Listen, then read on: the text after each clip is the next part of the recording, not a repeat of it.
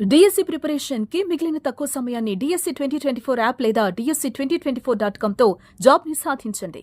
అన్నం పెట్టినోడికి సున్నం పెట్టినట్టుంది టర్కీ తీరు చూస్తుండే. 2023లో టర్కీలో భయంకరమైన భూకంపం సంభవించింది.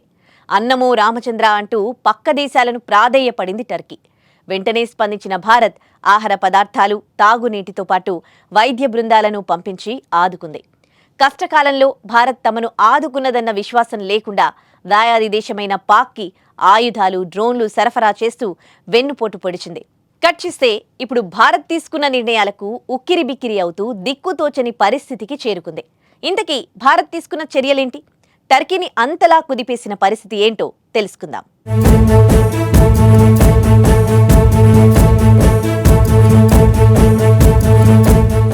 ప్రస్తుతం భారత్ పాక్ మధ్య యుద్ధ వాతావరణం నెలకొన్న విషయం తెలిసిందే.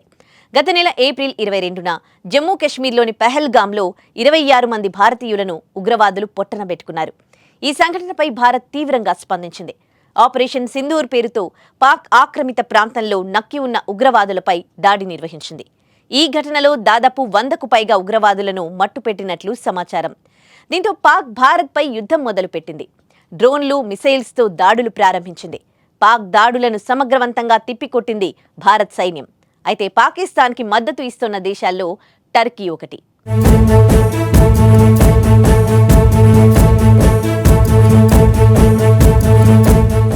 భారత్ టర్కీ మధ్య ద్వైపాక్షిక సంబంధాలు 1948 నుండి ఉన్నాయి. వీటిని కాదని టర్కీ కొంతకాలంగా మన శత్రుదేశమైన పాకిస్తాన్కి మద్దతివ్వడం విమర్శలకు దారితీసింది.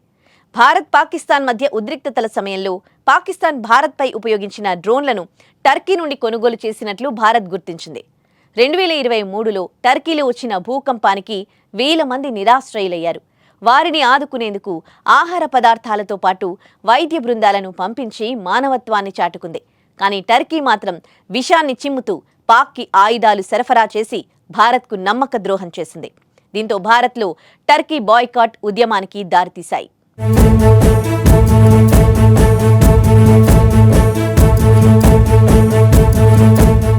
టర్కీ చర్యలకు ప్రతిస్పందనగా భారత వ్యాపారులు టర్కీ ఉత్పత్తులను బహిష్కరించడం ప్రారంభించారు. ఇటీవల పూణేలోని పండ్ల వ్యాపారులు టర్కీ యాపిళ్లను బహిష్కరించారు. దీనివల్ల 1200 నుండి 1500 కోట్ల రూపాయల వ్యాపార నష్టం వస్తుందని అంచనా. ఉదయ్పూర్లో మార్బుల్ బహిష్కరణ, టర్కీలో పర్యాటక బుకింగ్లలో 60% తగ్గుదల బాయ్కాట్ ట్రెండ్గా నిలిచాయి. టర్కీ టీవీ ఛానళ్లపై నిషేధం వంటి చర్యలు భారత్ తీసుకుంది. భారత్ టర్కీ మధ్య వాణిజ్యం $7.8 బిలియన్ విలువైంది. ఇటీవల కొనసాగుతోన్న బహిష్కరణలు టర్కీపై తీవ్ర ప్రభావం చూపే అవకాశం ఉందని తెలుస్తోంది.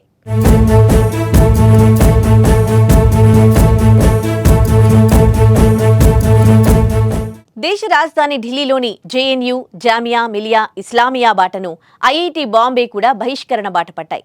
టర్కీ యూనివర్సిటీలతో కుదుర్చుకున్న ఒప్పందాలను నిలిపివేశాయి. ఐఐటి బాంబే తుర్కియేలోని విశ్వవిద్యాలయాలతో ఉన్న అన్ని ఒప్పందాలను రద్దు చేసుకున్నట్లు ప్రకటించింది. ఈ నిర్ణయాన్ని జాతీయ ప్రయోజనాలను దృష్టిలో ఉంచుకుని తీసుకున్నట్లు సంస్థ ఎక్స్ ప్లాట్ఫామ్లో పోస్ట్ ద్వారా వెల్లడించింది.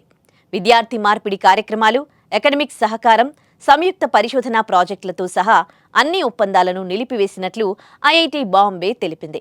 పంజాబ్లోని చండీగఢ్ విశ్వవిద్యాలయం, తుర్కియే, అజర్బైజాన్లోని 23 విశ్వవిద్యాలయాలతో ఒప్పందాలను రద్దు చేసుకుంది. టర్కీ దాయాది దేశమైన పాక్ చేస్తున్న సహాయానికి భారత్ తగిన బుద్ధి చెబుతుందని రాజకీయ విశ్లేషకులు అంటున్నారు.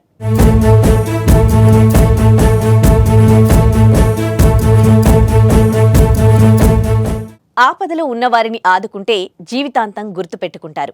1000 మంది అన్నార్థుల ఆకలి తీర్చాం, వైద్య సహాయం అందించాం.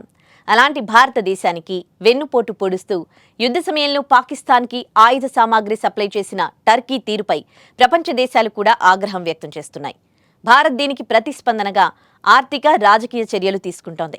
ఇందులో టర్కీ ఉత్పత్తుల బహిష్కరణ, భద్రతా అనుమతుల రద్దు వంటివి చేస్తుంది. మరి టర్కీ చేసిన మోసానికి భారత్ తీసుకుంటున్న నిర్ణయాన్ని సమర్థిస్తారా? మీ అభిప్రాయాలను కమెంట్స్ ద్వారా మాకు తెలియజేయండి. జై హింద్.